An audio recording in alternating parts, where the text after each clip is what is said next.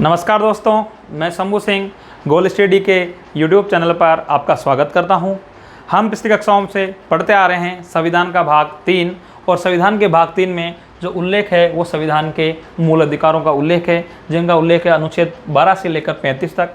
पिछले वीडियो में मैंने बता दिया था कि मूल अधिकार किस देश से लिए गए हैं। मूल अधिकारों के बारे में मतलब एक तरह से अपने प्रकृति, उनकी परिभाषा के बारे में चर्चा कर ली थी। आज हम पढ़ेंगे हमारे संविधान के मूल अधिकार कौन कौन से हैं, जिनके बारे में अपन अध्ययन करेंगे। देखिए दोस्तों, वर्तमान के अंदर आपको 2 प्रश्न आएंगे। 2 प्रश्नों को ध्यान रखना है कि एक तो प्रश्न आपका आएगा कि मूल संविधान में क्या आएगा, मूल संविधान में कितने मूल अधिकार थे। तो मूल संविधान में जब संविधान बना तब तो 7 क्या थे, 7 मूल अधिकार थे दोस्तों। ठीक है, प्रश्न को आपको ध्यान से पढ़ना है। फिर एक प्रश्न आपके सामने लिखा हुआ आता है, वो ये आता है कि वर्तमान में क्या आता है कि वर्तमान में कितने मूल अधिकार हैं। तो वर्तमान में दोस्तों 6 मूल अधिकार हैं। इसकी चर्चा अपन ने पिछले वीडियो में कर ली थी दोस्तों कि वर्तमान में कितने मूल अधिकार हैं। वर्तमान में 6 मूल अधिकार हैं, हमें प्राप्त हैं, जिनका उल्लेख जो संविधान के अंदर है वो है अनुच्छेद कहाँ से कहाँ तक, अनुच्छेद नंबर 14 से लेकर वो आप जो पढ़ेंगे वो है अनुच्छेद 32 तक। दोस्तों पिछली कक्षा में अपन ने बात कर ली थी कि अनुच्छेद 12 में क्या है, 13 में क्या है। तो आज जो हम पढ़ेंगे वर्तमान के 6 मूल अधिकारों के बारे में हम चर्चा करेंगे। देखिए दोस्तों कि वर्तमान में 6 मूल अधिकार कौन कौन से हैं, उनके बारे में अपन बात करते हैं। 6 अधिकार हैं। जो पहला है समानता का अधिकार। समानता का अधिकार दोस्तों, प्रश्न क्या आता है दोस्तों कि समानता के अधिकार के लिए अनुच्छेद कहाँ से कहाँ तक है। तो इसके लिए जो अनुच्छेद हैं दोस्तों, वो अनुच्छेद है आपके 14 से लेकर 18 तक अनुच्छेद हैं। उनके अंदर किसका उल्लेख किया गया है दोस्तों, समानता के अधिकार का उल्लेख किया गया है। दूसरा है दोस्तों स्वतंत्रता का अधिकार। अधिकार आपके लिए बहुत ही महत्वपूर्ण है, आपको अधिकार पूरे पढ़ने हैं। ये अनुच्छेद हैं, इसके लिए आप आगे से गिनती स्टार्ट कीजिए। 19 से लेकर जो आपके हैं वो 22 तक हैं। 19 से 22 तक क्या है, स्वतंत्रता का अधिकार। दोस्तों 30 अभी मैं इसके ट्रिक बता दूंगा कि आपको किस प्रकार से याद रखने हैं। फिर है शोषण के विरुद्ध अधिकार। दोस्तों शोषण के विरुद्ध अधिकार, किसी भी प्रकार का किसी भी व्यक्ति का कोई शोषण नहीं हो सकता। इनके लिए दोस्तों जो अनुच्छेद हैं वो हैं आपके 23 और 24, 2 अनुच्छेदों में इनका उल्लेख है। चौथा है मूल अधिकार, वो है धार्मिक स्वतंत्रता का दोस्तों अधिकार है। वो है अनुच्छेद 25 से लेकर दोस्तों 28 तक इसका उल्लेख है। 4 हो गए आपके। 5वां आपको जो अधिकार है वो दोस्तों है शिक्षा व संस्कृति का अधिकार।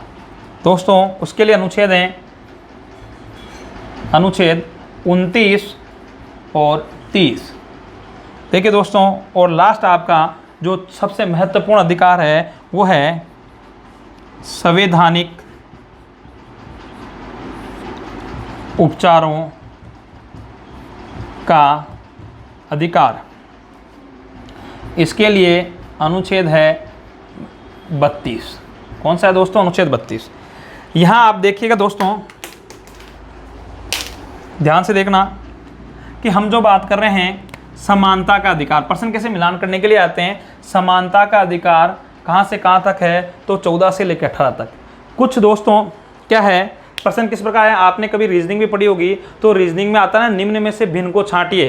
तो कई बार क्या होता है, जैसे इनमें से आ जाता है अनुच्छेद, कैसे आ गया, 16 आ गया, 14 आ गया, 18 आ गया। भिन्न क्या है, तो क्या है कि 14, 16, 18, इसका मतलब ये तीनों क्या है, समानता से संबंधित अनुच्छेद हैं। और बीच में आ गया 24, इसका मतलब क्या है कि ये क्या, शोषण से, है ना। तो अलग अलग आते हैं, तो ऐसे प्रश्न कुछ पूछे जा सकते हैं।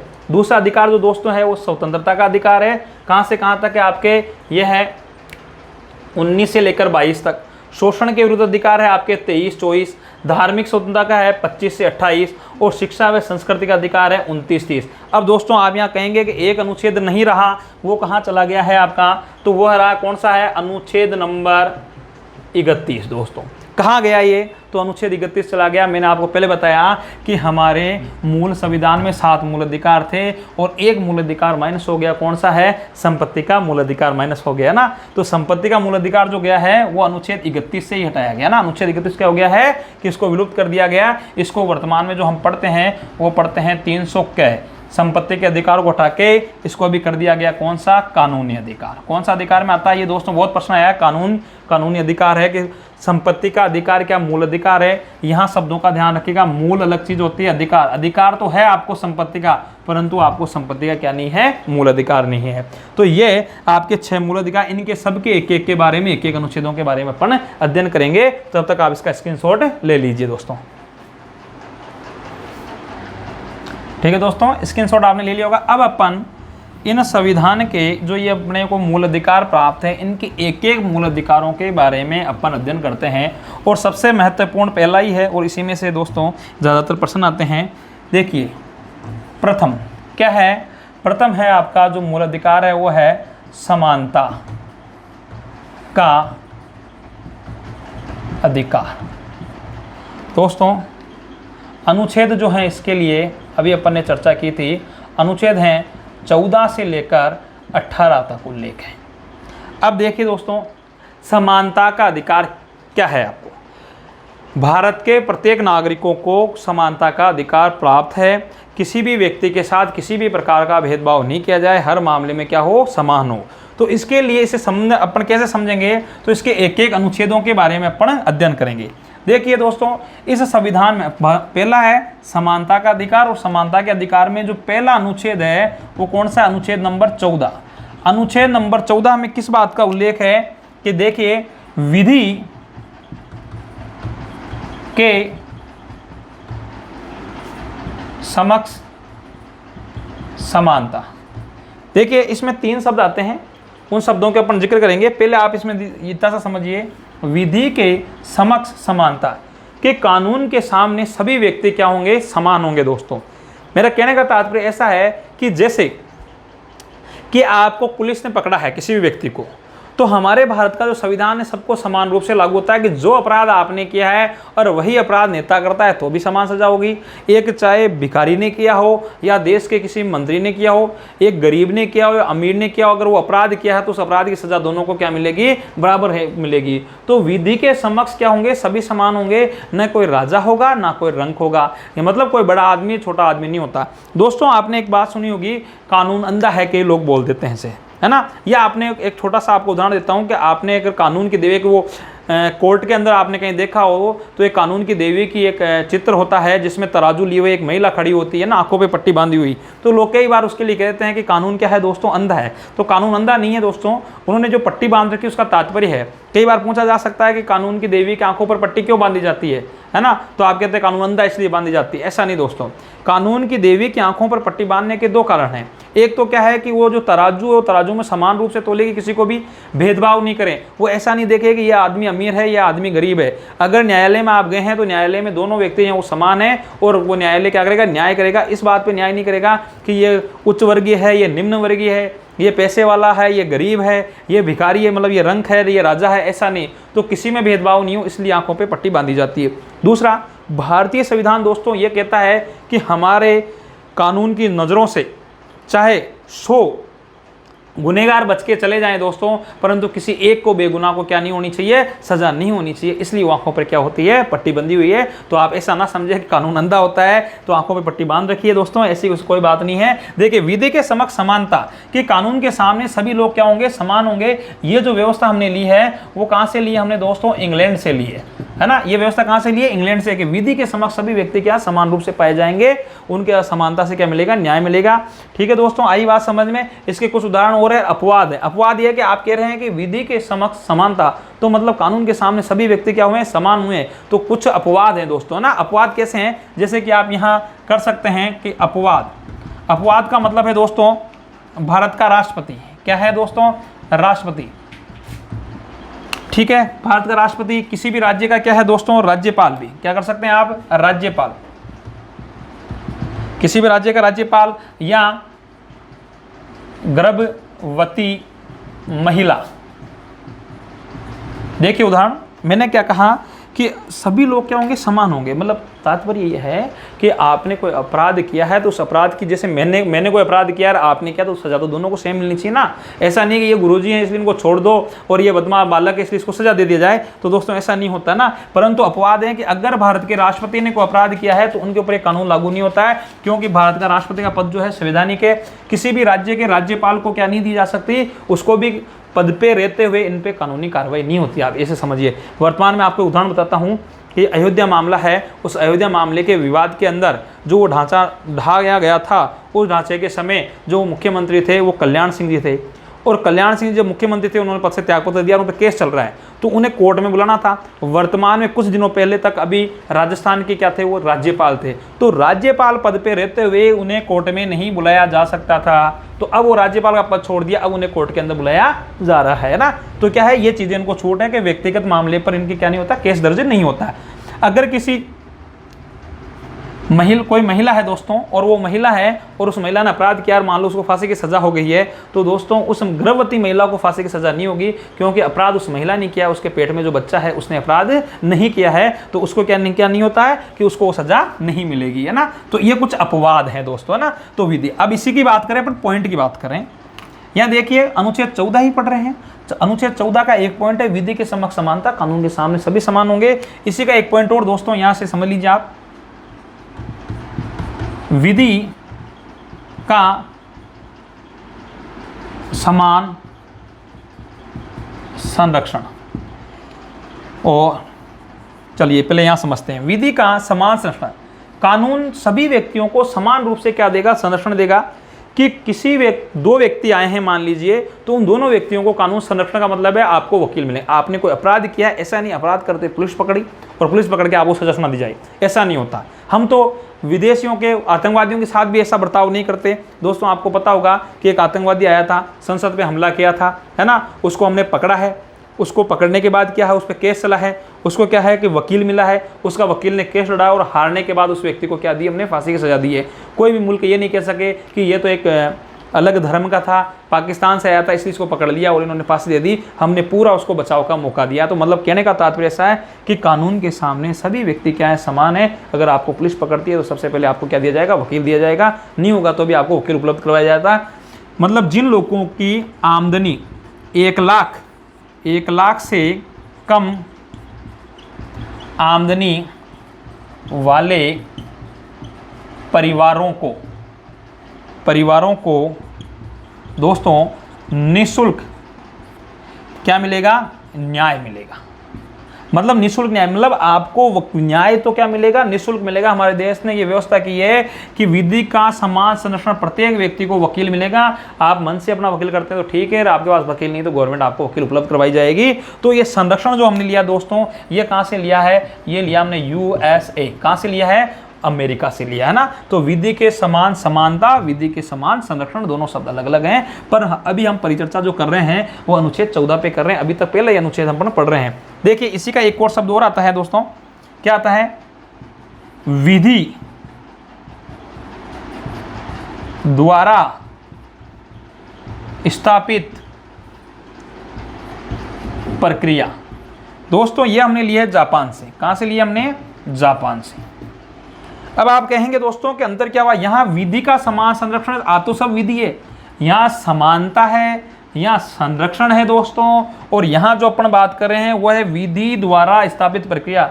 भारत में जो विधि में लिखा हुआ है वह मान्य है, जो नहीं लिखा हुआ है दोस्तों वो मान्य नहीं है। हमारे भारत के संविधान में जो चीज़ लिखी हुई होगी वही मान्य होगी, जो नहीं लिखी हुई वो चीज़ मान्य नहीं होती। ये हमने कहाँ से लिया है, ये हमने जापान से लिया है। समझ में आई दोस्तों।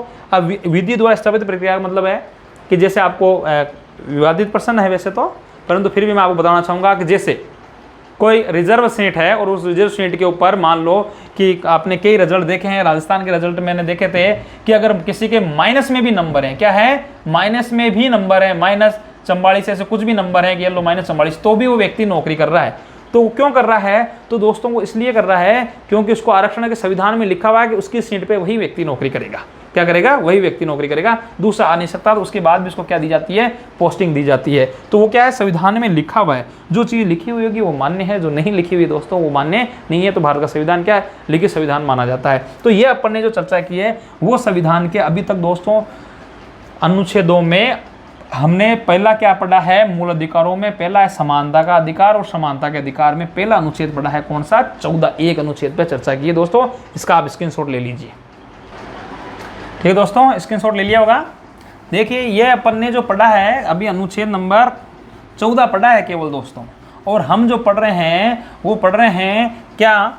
संविधान के अंदर पहला अधिकार जो आपके अधिकारों में 6 अधिकारों में वर्तमान में जो पहला अधिकार है वो कौन सा अधिकार है दोस्तों? समानता का अधिकार। अनुच्छेद कहां से कहां तक है? 14 से लेकर 18। और दोस्तों अभी अपन ने अनुच्छेद नंबर 14 पढ़ लिया है। ठीक है दोस्तों, इसके बारे में कोई समस्या? इसके थोड़ा सा यहाँ वापस लिख देता हूँ। अनुच्छेद 14 में क्या है? विधि के समक्ष या विधि के समक्ष समानता। ठीक है दोस्तों, अब जो हम पढ़ रहे हैं नेक्स्ट अनुच्छेद नंबर है 15। दोस्तों अनुच्छेद जो 15 है उस अनुच्छेद 15 में किसका जिक्र किया गया है? उसमें किया गया है, देखिए, धर्म, जाति, भाषा, लिंग, क्षेत्र के आधार पर भेदभाव निषेध। ठीक है दोस्तों, देखिए यहाँ पे महत्वपूर्ण बात, हमारे भारत क्या है? हमें समानता का अधिकार है। किसी भी व्यक्ति के साथ किसी भी प्रकार का क्या नहीं किया जाएगा? भेदभाव नहीं किया जाएगा। किसी भी व्यक्ति के साथ उसके धर्म, उसकी जाति, उसकी भाषा, उसके लिंग, क्षेत्र के आधार पर क्या नहीं किया जाएगा दोस्तों? भेदभाव नहीं किया जाएगा। किस प्रकार? यहाँ समझिए, धर्म, अगर आप किसी जैसे तैयारी कर रहे हैं, पढ़ाई कर रहे हैं अभी और सरकारी नौकरी तैयारी कर रहे हैं, तो नौकरी होती है, उसके लिए आपको वो नौकरी केवल इस आधार पे नहीं दी जाती है कि आपका धर्म क्या, आप हिंदू हैं तो इसलिए, या आप मुसलमान हैं, धर्म के आधार पे नौकरी नहीं मिलती है। तो किसी को धर्म के आधार पे कोई भेदभाव नहीं किया जाएगा। आप कहीं चुनाव लड़ रहे हैं तो धर्म के आधार पर भेदभाव नहीं किया, कहीं से भी चुनाव लड़ सकते हैं।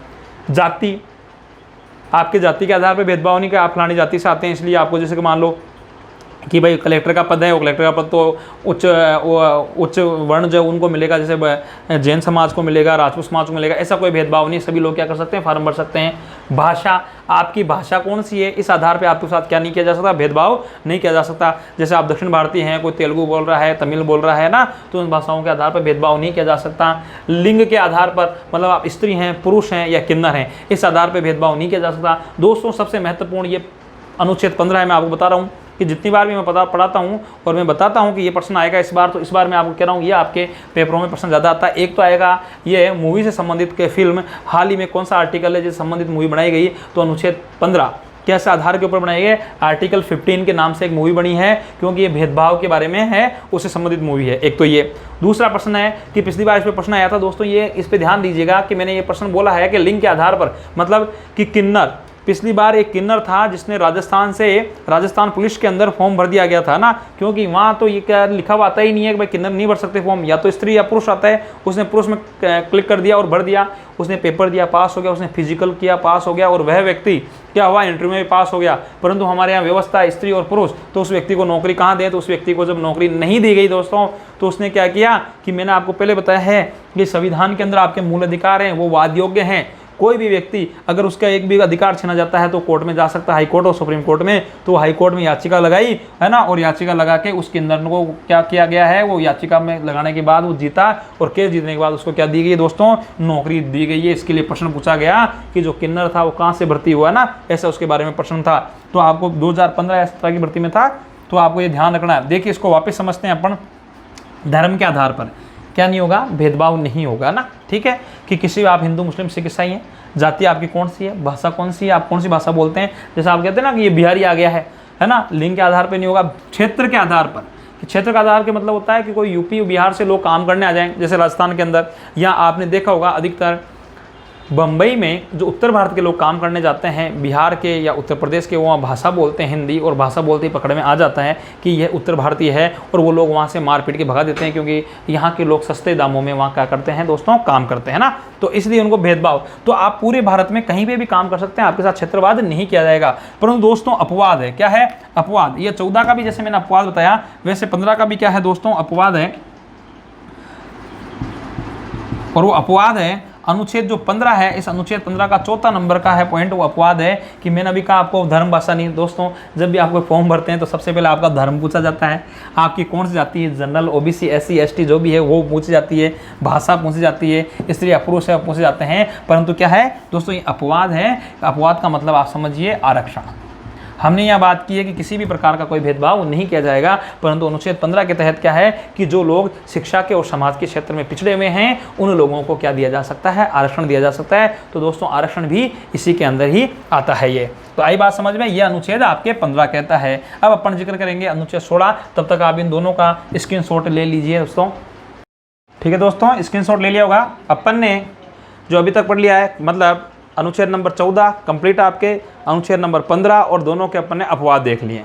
अब देखिए नेक्स्ट जो है वो अनुच्छेद नंबर कौन सा है, हम अभी तक जो पढ़ रहे हैं वो पहले ही पढ़ रहे हैं समानता का अधिकार, और समानता का अधिकार में अब अनुच्छेद नंबर 16। देखो दोस्तों अनुच्छेद नंबर 16 में किस बात का उल्लेख है कि लोक नियोजन, क्या है, लोक नियोजन व सरकारी नौकरी में अवसर की समानता, अवसर की समानता। हम अभी समानता का अधिकार पढ़ रहे हैं, और समानता के अधिकार में दोस्तों जो ये अनुच्छेद नंबर 16 है, इसमें क्या कहा गया, इसमें कहा है लोक नियोजन व सरकारी नौकरी में अवसर की क्या दी जाएगी, समानता दी जाएगी। इससे क्या तात्पर्य है, आप क्या समझेंगे, तो आपको ये समझना है कि लोक नियोजन मतलब आपको किसी भी प्रकार के क्या है कि जो चुनाव होते हैं, आप तो ये समझिए उन चुनावों में किसी भी व्यक्ति को चुनाव लड़ने का क्या दिया गया है, अधिकार है। समानता है कि गांव में सरपंच का चुनाव होता है, वार्ड पंच का चुनाव होता है, उसमें आप सभी लोग जो वो योग्यताएं रख रखी है, वो योग्यताएं पूर्ण करती है, तो कोई भी व्यक्ति ये चुनाव लड़ सकता है ना, किसी भी प्रकार से। सरकारी नौकरी में अवसर की समानता, सरकारी नौकरी में अवसर की समानता से तात्पर्य है, जैसे मान लो अभी कोई वैकेंसी निकलती है ना, तो उस वैकेंसी में क्या होता है, पूरा अवसर दिया जाता है सभी को। अवसर का तात्पर्य आप लोग फॉर्म भरते हैं, फॉर्म भरने के बाद आपका पेपर होता है, और पेपर में सभी को बैठने की क्या दी गई है, परमिशन दी गई है। जैसे मान लीजिए कि पुलिस की भर्ती के लिए 1000 पदों पे भर्ती निकली है, तो 1000 पद ऐसे ही उन्होंने नहीं लिए कि भाई पुलिस वाले के बेटे ही पुलिस की नौकरी करेंगे, ऐसा तो है नहीं। उन 1000 पदों पे आवेदन मांगे जाएंगे, मतलब सबको अवसर दिया गया है, और उस अवसर के अंदर क्या है कि सबने फॉर्म भरे हैं, फॉर्म भरने के बाद क्या करेंगे, पेपर देंगे, पेपर में जो पास होगा वो क्या करेगा, नौकरी करेगा। तो अवसर की समानता ये परमानेंट नहीं है कि रेलवे में जो नौकरी करता है उसका बेटा नौकरी करेगा, सर है ना, पुलिस में जो नौकरी करता है उसका बेटा नौकरी करेगा, ऐसा कुछ भी नहीं है। आप सभी को सरकारी नौकरी में क्या दी जाएगी, अवसर की समानताएं दी जाएगी। ठीक है दोस्तों, परंतु इसका भी क्या है, अपवाद है। जो अनुच्छेद नंबर 16 है, इस 16 का चौथा पॉइंट है वो क्या, अपवाद है। दोस्तों मैंने अभी पिछले वाले में आपको बताया था आरक्षण का उल्लेख। किसका उल्लेख है दोस्तों, आरक्षण का उल्लेख। जैसे मैंने ये कहा कि पद निकले 1000 के, तो 1000 में से 500 पद तो क्या होते हैं दोस्तों, रिजर्व होते हैं, मतलब जो आरक्षित सीटें जो होती है ना। तो यहाँ हमने एक बात तो ये कही है कि अवसर की समानता, परंतु मैं यहाँ आपको यहाँ क्या बोल रहा हूँ कि ये क्या है दोस्तों, अपवाद है। अपवाद का मतलब समझ गए कि अवसर की समानता। आप कहोगे कि क्या ऐसे, तो कैसे अवसर की समानता है कि अगर 1000 पदों की नौकरी निकल 1000 पदों पे वैकेंसी निकली है तो हम 1000 पे फाइट करेंगे, नहीं दोस्तों। कुछ लोग जैसे जनरल के होते हैं वो किस पे फाइट करते हैं, 500 पे ही करेंगे। तो ये एक अपवाद स्वरूप होता है, परंतु हमारे संविधान ने कहा है कि जो शिक्षा के क्षेत्र में, समाज के क्षेत्र में पिछड़े हुए हैं उनको क्या दिया जाए, आरक्षण दिया जाए। तो आरक्षण का उल्लेख भी दोस्तों इसके अंदर किया गया है। तो ये बात इसके अंदर आए समझ में कि 16 क्या कहता है, आपको इतना से याद रखना है। 14 में क्या है, 15 में क्या है, 16 में क्या, ऐसे प्रश्न आते हैं। तो 16 में क्या है, लोक नियोजन व सरकारी नौकरी में अवसर की समानता दी गई है। आपको क्लियर है दोस्तों। नेक्स्ट जो हम पढ़ेंगे 17 अनुच्छेद नंबर दोस्तों कौन सा है, अनुच्छेद नंबर 17 को एक बात याद रखना, 17 मतलब खतरा। आपको बहुत अच्छी तरीके से याद है। मान लिए भीमराव अंबेडकर जी ने उस समय इस अनुच्छेद को बड़े विशेषता के साथ जुड़वाया था, बड़ा जोर देकर जुड़वाया, क्योंकि उस समय आवश्यकता थी, है ना। देश में क्या था, भेदभाव था, है ना, असमानताएं थी। तो क्या किया गया है, अनुच्छेद नंबर 17 में है कि इस बात का उल्लेख है कि इसमें उल्लेख करवाया गया है अस्पृश्यता का अंत। सबसे महत्वपूर्ण है दोस्तों अनुच्छेद नंबर 17 यानी खतरा अस्पृश्यता का अंत, या आप इसको कहोगे कि हमारे संविधान में छुआछूत का अंत किया गया है। मतलब किसी भी प्रकार का कोई भेदभाव नहीं होगा, छुआछूत नहीं होगी दोस्तों, है ना, कि अस्पृश्यता का अंत। अस्पृश्यता का मतलब है कि किसी भी व्यक्ति के साथ उसकी जाति को लेकर क्या नहीं किया जाएगा, भेदभाव नहीं किया जाएगा दोस्तों, है ना, कि मतलब कोई भी व्यक्ति किसी को भी उसकी जाति से संबोधित नहीं कर सकता है। अगर आपने किसी व्यक्ति को उसकी जाति से संबोधित किया है तो आप क्या आरोप लगेगा, आपके आरोप पर आरोप लगेगा छुआछूत का और भेदभाव का, आप जेल जाएंगे। और इसी के तहत ये तो दोस्तों अनुच्छेद है। और अभी कुछ दिनों पहले आपने देखा था कि कुछ अपवाद हुआ था। अपवाद का मतलब यह है, विद्रोह हुआ था कि एक अधिनियम है दोस्तों, अधिनियम है 1989 का, 1989 का। इस अधिनियम को जो हम बोलते हैं वो SC ST का अधिनियम बोलते हैं। क्या बोलते हैं, SC ST का। राजीव गांधी साहब ने यह करवाया कि अगर किसी व्यक्ति को उसकी जाति से संबोधित करके उसको बुलाया गया, उसकी जाति से संबोधित किया गया है ना, तो उसके ऊपर केस चलेगा और वो क्या जेल जाएगा और उसकी क्या नहीं होगी, जमानत नहीं होगी दोस्तों। ये अधिनियम है जिसको अभी कुछ दिनों पहले भारत के सुप्रीम कोर्ट ने ये कहा कि इस अधिनियम को हटाया जाएगा। दोस्तों अधिकार नहीं हटाया जा रहा, अधिनियम हटाया जा रहा है कि ऐसे तो हर कोई व्यक्ति किसी पर झूठा आरोप लगा देगा ना कि उन्होंने मुझे जातिवाचक शब्द से संबोधित किया है तो जेल जाएगा और जमानत नहीं होगी, है ना। तो उसमें फेरबदल किया गया है। तो ये अधिनियम है दोस्तों, और ये बड़ा क्या है, ये अस्पृश्यता का अर्थ जो है ये अनुच्छेद है। तो मतलब आप किसी भी प्रकार के क्या नहीं करोगे, जातिवाचक शब्दों से किसी व्यक्ति को संबोधित नहीं करोगे तो आप क्या जाओगे, जेल जाओगे। ये है हमारे कौन सा, अनुच्छेद नंबर 17 दोस्तों। ठीक है, 16 और 17 हो गया। नेक्स्ट अनुच्छेद है दोस्तों, वो है अनुच्छेद नंबर 18। महत्वपूर्ण तो यह है दोस्तों, इसका प्रश्न हमेशा आता है। किसका आता है, 17 का आता है। 17 में किसका उल्लेख है, या छुआछूत का उल्लेख, छुआछूत का अंत किस अनुच्छेद में किया गया है, तो 17 में किया गया, ये प्रश्न आता है। 18 में है दोस्तों उपाधियों का अंत। उपाधियों का अंत, इसका तात्पर्य ऐसे है कि कोई भी व्यक्ति, क्या है दोस्तों, कोई भी व्यक्ति अपने नाम के आगे, इसको हम बोलते हैं अपनी परिभाषा में उपसर्ग या प्रत्यय, कि न तो नाम के आगे और ना नाम के पीछे किसी उपाधि का प्रयोग करेगा जो सामंतवाद का क्या हो, प्रतीक हो। सामंतवाद का प्रतीक मतलब जो किसी में भेदभाव करता हो, जैसे राजा साहब, राव बहादुर, राय बहादुर, ऐसी जो उपाधियां लगती थी, उन उपाधियों का अंत है। परंतु उन उपाधियों का अंत क्या, कि आप उपाधि लगा सकते हो किस क्षेत्र में, शिक्षा व सेना को छोड़कर। मतलब शिक्षा और सेना के क्षेत्र को छोड़कर आप किसी भी प्रकार की उपाधियों का प्रयोग नहीं करोगे। शिक्षा के क्षेत्र में आप उपाधि लगा सकते हैं, जैसे टीचर को हम बोलते हैं मार साहब, है ना, वकील साहब, डॉक्टर साहब, है ना, तो वो उपाधियां लगा सकते हैं। सेना के क्षेत्र में दोस्तों कैसे, सेना के क्षेत्र में आप उपाधियां लगा सकते हैं, क्या, मेजर, कर्नल, है ना, तो फौजी जो जवान, उसको अपन जो बोलते हैं वो नाम के आगे लगा सकते हो, ब्रिगेडियर। तो शिक्षा व सेना को छोड़कर नाम के आगे उपाधियों का क्या किया जाएगा दोस्तों, अंत किया जाएगा। ये इस बात का इसके अंदर क्या है, उल्लेख है दोस्तों। ये हो गए हैं आपके क्या हैं, अनुच्छेद पूरे 18 तक। और हमने पढ़ लिया है आपके संविधान का एक क्या, समानता का अधिकार। ये समानता का अधिकार आपके दोस्तों कंप्लीट हो गया। 14, 15, 16, 17 ना, ये अपन ने पूरे पर 17 और ये 18 तक पूरे हो गए। 14 से लेकर 18 तक आपने अनुच्छेद पढ़ लिए दोस्तों। नेक्स्ट जो पढ़ेंगे वो पढ़ेंगे स्वतंत्रता का अधिकार, वो अगले वीडियो में हम पढ़ेंगे। ठीक है दोस्तों, आपको इस चैनल को ज़्यादा से ज़्यादा क्या करना है, शेयर करना है, लाइक कीजिएगा, है ना। और आगे हम वीडियो में फिर मिलेंगे स्वतंत्रता के अधिकार के साथ। Thank you.